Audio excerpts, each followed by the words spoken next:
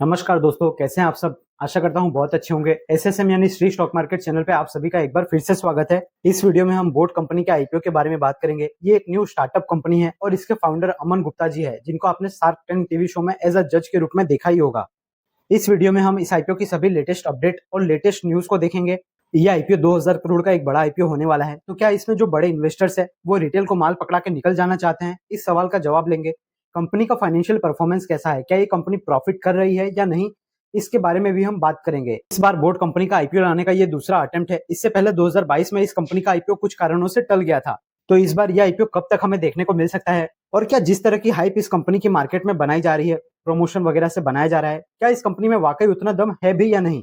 तो इस कंपनी को एस्टैब्लिश हुए 10 साल से भी ज्यादा हो चुके हैं। बोट कंपनी की शुरुआत अमन गुप्ता और समीर मेहता जी ने की थी, और ये कंपनी कंज्यूमर इलेक्ट्रॉनिक्स से जुड़े प्रोडक्ट्स बनाती है।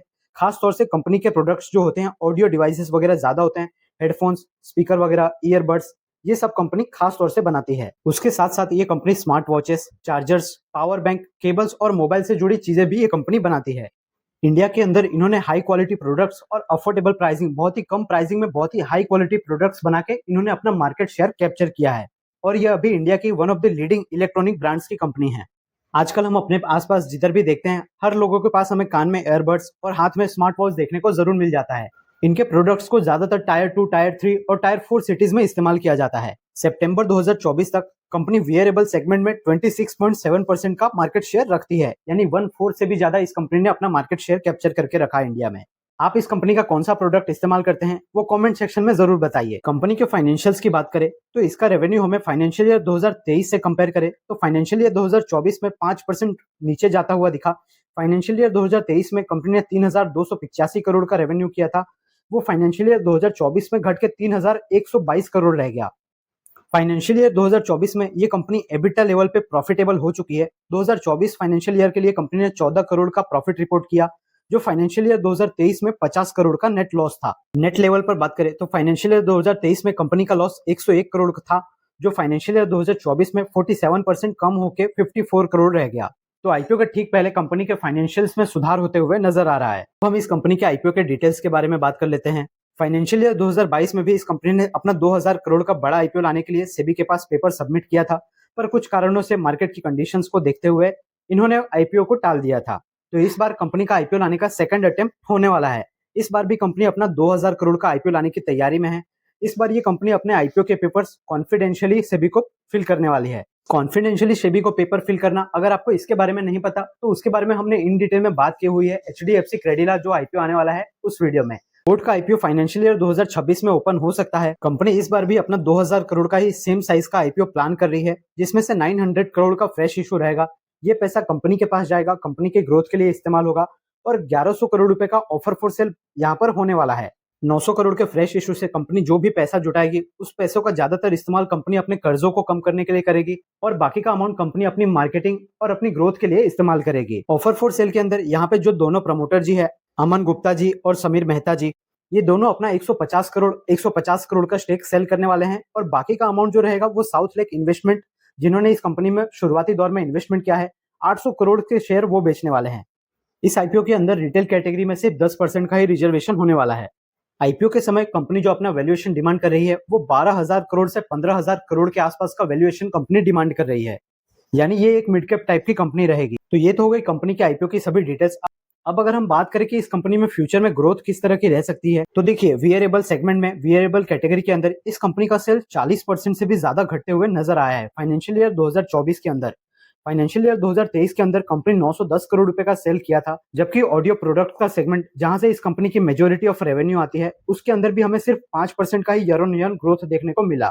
यानी एक तरफ इसका जो वियरेबल वॉचेस सेगमेंट का बिजनेस है वो डिक्लाइन होते हुए नजर आ रहा है, घटते हुए नजर आ रहा है, और ऑडियो कैटेगरी वाला जो बिजनेस है उसके अंदर भी हमें एक स्लो ग्रोथ ही देखने को मिल रही है, क्योंकि इन दोनों ही सेगमेंट में कंपटीशन काफी बढ़ गया है। नॉइस, बोल्ट और इसके अलावा कई और कंपनियों से इनका कंपटीशन डायरेक्टली होता है। और आप भी थोड़ा सोचिए ना, जैसे कि आपने अगर इसका कंपनी का कोई प्रोडक्ट खरीदा तो वो इतना रिलायबल और अच्छा होता है, स्ट्रांग होता है कि आपको 2-3 सालों तक कोई और प्रोडक्ट खरीदने की जरूरत नहीं पड़ती है। तो इस तरह से कंपनी की ग्रोथ स्लो होती है कि वो एक ही कस्टमर को कितने प्रोडक्ट्स बेच पाएंगे। हाँ, अगर इन फ्यूचर में ये अलग अलग और भी प्रोडक्ट्स डेवलप करते हैं, कुछ अलग प्रोडक्ट्स निकालते हैं, तो उसकी डिमांड मार्केट में रह सकती है। पर्सनली मुझे तो ऐसा लगता है कि इस सेगमेंट में बहुत ज्यादा ग्रोथ होने की उम्मीद नहीं है। अगर आप मेरी इस बात से एग्री करते हैं तो वो भी कमेंट कीजिए, और अगर आपकी कुछ दूसरी राय है तो वो भी कमेंट करके जरूर बताइए। अब बात करते हैं सेकंड क्वेश्चन की, कि क्या इस कंपनी में जो बड़े इन्वेस्टर्स है वो रिटेल को माल पकड़ा के निकल जाना चाहते हैं क्या? भले ही आप इस बात को माने या ना माने, पर इस चीज के होने की यहाँ पर बहुत ज्यादा पॉसिबिलिटी दिखाई दे रही है, क्योंकि जब इस कंपनी की शुरुआत हुई थी तब इस तरह के प्रोडक्ट्स कोई ज्यादा इस्तेमाल नहीं करता था। हम नॉर्मल वायर वाले एयरफोन्स वगैरह यूज करते थे, पर इस कंपनी ने हमें वायरलेस हेडफोन्स, ईयरबड्स, ये सब की आदत लगा दी। और तब से लेके कंपनी ने रेगुलरली जो प्राइवेट इन्वेस्टर्स है उनसे अच्छी खासी फंडिंग जुटाई है, और अच्छा खासा वैल्यूएशंस को इन्होंने बढ़ाया है। तो बहुत ही हाई पॉसिबिलिटी यह है कि जिन्होंने इसमें अर्ली स्टेजेस में शुरुआती दौर में इन्वेस्ट किया था वो अब यहाँ पर एग्जिट करने का ही सोच रहे हैं, क्योंकि स्टार्टिंग के कुछ सालों में कंपनी 40-50% की CAGR से ग्रो कर रही थी, और अब देखें हम तो कुछ कुछ बिजनेस इसका डिक्लाइन भी हो रहा है, और जहां ग्रोथ आ रही है वहां पे सिर्फ 5 से 10% तक की ही ग्रोथ देखने को मिल रही है। तो स्टार्टअप कंपनी जो भी होती है वो अपनी मार्केटिंग वगैरह में इतना ज्यादा एक्सपेंस करती है कि फाइनली उनका जो प्रॉफिट होता है वो बहुत ही कम, या कंपनियां ज्यादा समय लॉस में ही देखने को मिलती है। इस कंपनी के साथ भी हमें कुछ ना कुछ ऐसे ही चीजें देखने को मिल रही है, क्योंकि अगर आप देखें तो टाइम टू टाइम ये कंपनी प्रमोशंस में बहुत ही ज्यादा पैसा खर्च करती है। तो स्टार्टअप कंपनियों के साथ तो ये प्रॉब्लम होता ही है कि उनको मार्केट शेयर कैप्चर करने के लिए बहुत ज्यादा पैसा खर्च करना पड़ता है। पर जिस तरह की हाइप इस कंपनी की मार्केट में बनाई जा रही है, इसका प्रमोशन किया जा रहा है, यहाँ पर आपको बहुत ही सावधान रहने की जरूरत है, क्योंकि इस कंपनी के अंदर फंडामेंटली अगर हम बात करें तो उतनी ज्यादा स्ट्रॉन्ग ये कंपनी देखने को नहीं मिल रही। पिछले कुछ ऐसे आईपीओ की बात करें तो ओला इलेक्ट्रिक और मोबीक्विक का आईपीओ भी कुछ इसी तरीके का था। कंपनी लॉस मेकिंग ही थी, और कंपनी ने इस तरह से प्रमोशन किया कि हर किसी को लगने लगा ये कंपनी बहुत ही ज्यादा ग्रो कर लेगी, और आज की डेट में आप उन दोनों ही शेयर्स के भाव देख सकते हैं। हाँ, वैसे इस आईपीओ में सब कुछ नेगेटिव नहीं है।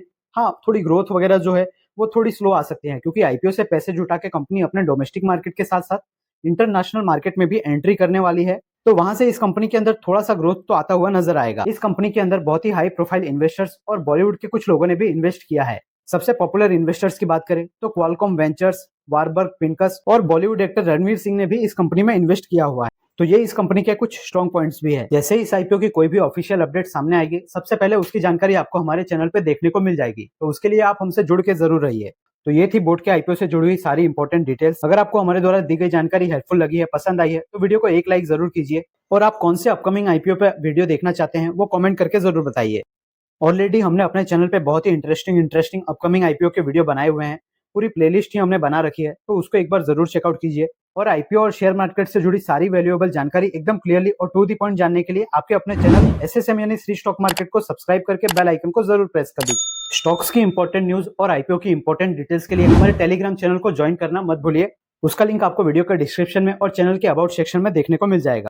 इस वीडियो को आप अपने दोस्तों के साथ भी शेयर कर सकते हैं। मैं मिलता हूं आपसे नेक्स्ट वीडियो में, तब तक के लिए याद रखिए, the more you learn the more you earn. आप जितना ज्यादा सीखेंगे आप उतना ज्यादा कमा सकते हैं। Thank you.